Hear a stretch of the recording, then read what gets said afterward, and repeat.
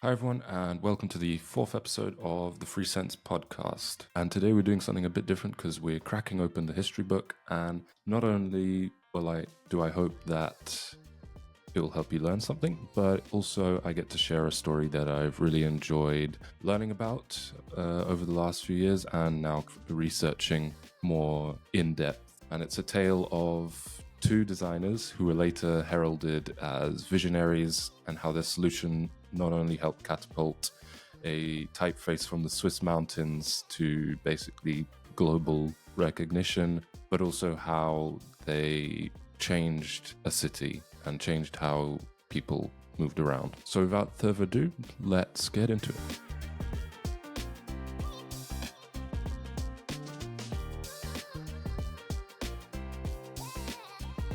This story begins in the 1960s when New York's century-old subway was a patchwork of confusing signs and maps built by three different private companies in the early 1900s, which was only unified under city control in the 1940s, and it was a mess. It featured everything from elegant mosaic station names to mismatched enamel and hand-painted signs. And New Yorkers often found themselves being misplaced or lost even amid the chaos. So in response to this, the MTA, or Metropolitan Transit Authority, was created. And it turned to two young European designers, Massimo Vignelli and Bob Norder. Both were part founders of Unimark International, which was at that time one of the largest design firms in the world and a leader in modernist corporate design. Vignelli, who had trained as an architect in Milan,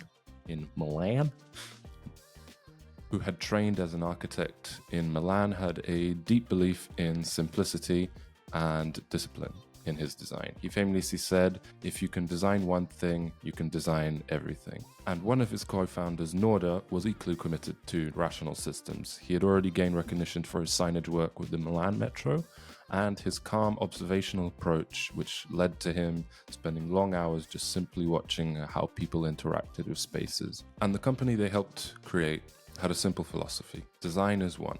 Whether a design is a sign, a chair, or a subway map, the problem and the solution followed the same logic and emphasis on clarity and function. They rejected artistic flourishes in favor of standardization, grid-based layouts, and sans-serif typefaces.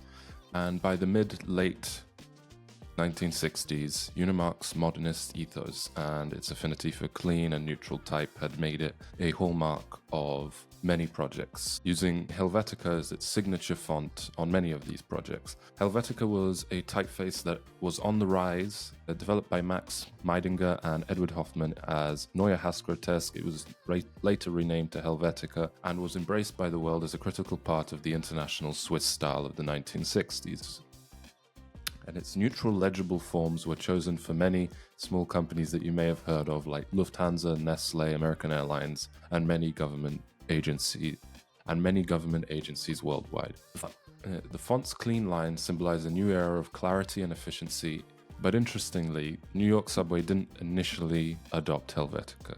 Unimark first recommended a similar German font called Accidens Grotesk, as it was more available to the print shops that the MTA would be using. But as we'll see, Helvetica eventually did become the city's typographic signature. So why did the New York subway need a new identity? Well, as we said, by the mid-1960s, the subway's graphic information was a labyrinth. Station guides and directional signs varied widely by borough, era, and builder. When the city finally merged the remaining lines in 1967, the mix of old and new signs confused riders more than it guided them. Newspapers even reported commuters ending up in the wrong borough because of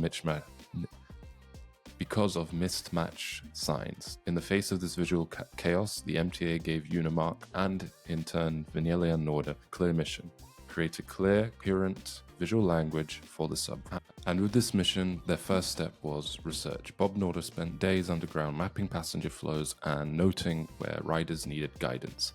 As Norder later recalled, Their system was a mess. Sometimes pieces of paper taped to the wall were the only real indication for the station. So armed with this knowledge, they designed a signage system from the ground up. Every sign was to be distinct and legible, with their motto being, "Don't bore the public with mysterious design." Signs would use bold sans serif font, initially the aforementioned Accidens Grotesque, and later Helvetica, with large arrow symbols and simple pictograms. Unimark specified a modular design, black lettering on white panels, color-coded stripes or dots to indicate each line, and a consistent border across the top of every sign. They even included one extra black bar on the mock-ups to show where the sign would be hidden by the mountain, which later in production by accident became the distinctive colored stripe of the MTA signs, which is why you should all remember, which for me is why you should always remember that good design is not always planned. It's sometimes just letting an accident do its thing. A major task in updating the MTA's look was the subway map. Up to that point, maps tried to be either geographically accurate and became a tangle of squiggly lines. Unimark's reimagined map, with mass transit in mind, was straight and 45-degree angled lines with minimal detail and only the essentials for navigating. The result, which was completed by Vignelli, Norda, and the designer Joanne Charasin, was a radical departure from all previous maps, with no streets or landmarks except waterways and a pure diagrammatic style. As the Transit Museum noted, Vignelli's map changed the way New Yorkers thought about and navigated the subway forever. All of this work was codified in the new Graphic Standards Manual, which was published in 1970.